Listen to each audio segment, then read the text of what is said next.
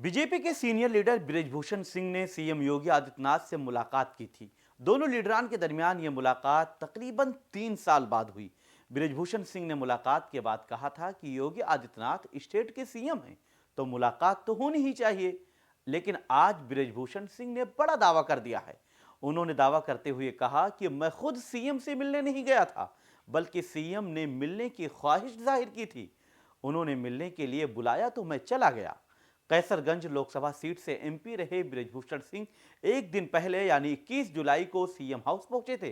तकरीबन 3 साल बाद बृजभूषण सिंह ने सीएम योगी से मुलाकात की, जो तकरीबन आधे घंटे तक चली थी। मुलाकात के बाद उन्होंने कहा था कि सीएम योगी स्टेट के सीएम हैं, इसलिए मुलाकात तो होनी चाहिए। लेकिन अब उनके दावे ने एक बार फिर सियासी गलियारों में हलचल पैदा कर दी है और बृजभूषण सिंह के और सीएम योगी के इख्तलाफात को दोबारा जाहिर कर दिया है।